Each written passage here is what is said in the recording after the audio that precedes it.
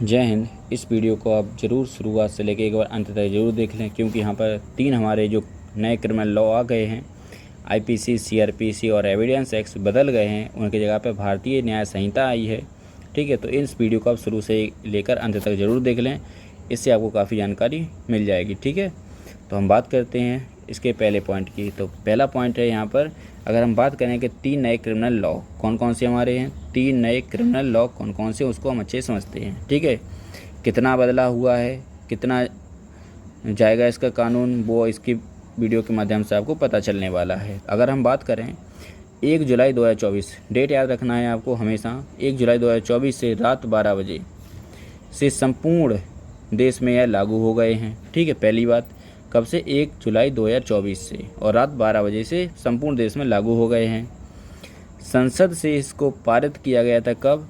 दिसंबर 2023 में। कब किया गया था? दिसंबर 2023 में।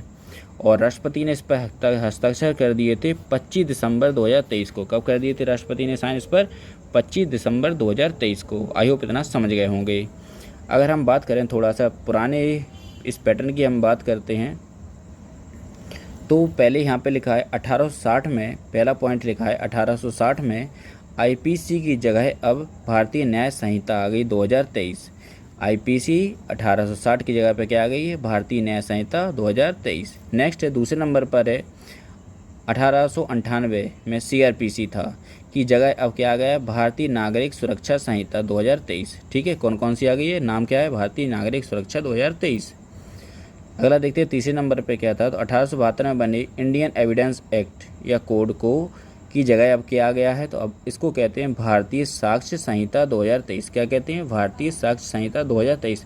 आई होप समझ गए होंगे किसके जगह पे क्या आया है। ठीक है, अगर हम बात करें इसके कुछ नए बदलाव की, क्या करें इसके नए बदलाव कौन कौन से हुए, तो वो समझते हैं पहले। तो अब यहाँ से सुनना है, वेरी इंपॉर्टेंट होने वाला है। अगर हम बात करें पहले इस पॉइंट की, तो आईपीसी कानून में 511 धाराएं थीं। कितनी थी? 511 धाराएं थीं। जबकि नए बीएनएस यानी भारतीय न्याय संहिता में अब मात्र 358 धाराएं बची हैं। कितनी रह गई हैं? 358 धाराएं रह गई हैं। ध्यान रखना है, आईपीसी में थी 511, आईपीसी में थी 511, अभी कितनी बची हैं आपके पास? मात्र 358। ठीक है, याद रखना है। आगे देखते हैं, 21 नए अपराधों को जोड़ा गया है इसमें। कितने नए अपराधों को जोड़ा गया है? तो भैया 21 अपराधों को इसमें एक्स्ट्रा जोड़ा गया है। ठीक है, आइए आगे बढ़ते हैं, समझते हैं।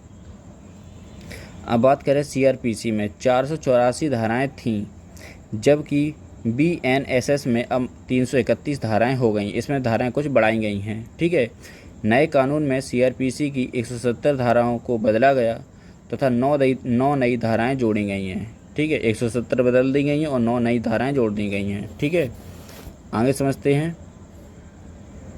भारतीय साक्ष्य अधिनियम के तहत इसमें 170 धाराएं होंगी। कितनी धाराएं होंगी? 170 धाराएं थीं पहले, लेकिन अब तक मात्र 166 धाराएं ही बची हैं। कितनी बची हैं? 166 धाराएं ही रह गई हैं। ठीक है, ध्यान रखना है। अभी कितनी होंगी? 170, पहले थी 166 धाराएं। आइए आगे बढ़ते हैं, समझते हैं। अगर हम बात करें थोड़े इसके कुछ सेक्शन के बारे में बात कर लेते हैं। अगर हम बात करें 302 पहले, लेकिन अब क्या हो गया है? 101 हो गया है। इसमें हत्या है। ठीक है, 302 और अब हो गया है 101। अगला है 420, अब हो गया 316, या ठगी के लिए था। कौन सा सेक्शन था? ठगी के लिए, ठग होते जो।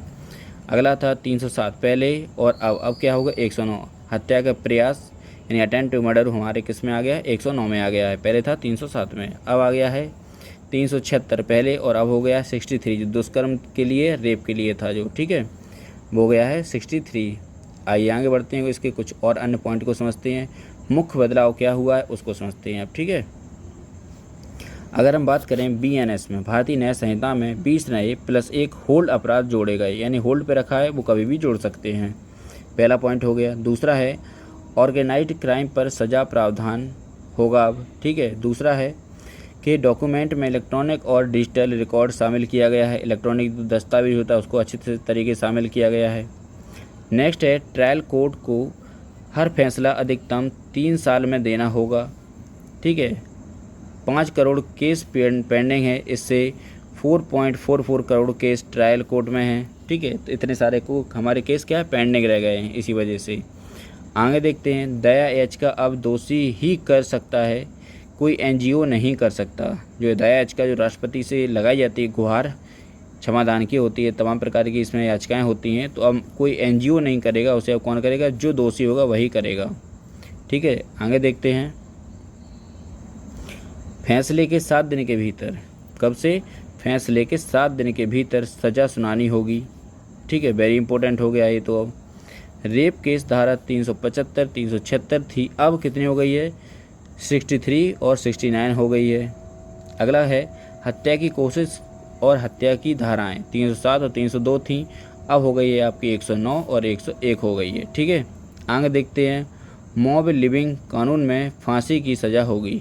जो मॉब लिविंग कानून होते हैं उनमें अब सीधी किसकी सज़ा होगी, फांसी की सज़ा होगी। आई होप यह वीडियो आपको अच्छा लगा होगा। अगर अच्छा लगा है तो इस वीडियो को शुरू से लेकर एक बार अंत तक जरूर देख लें।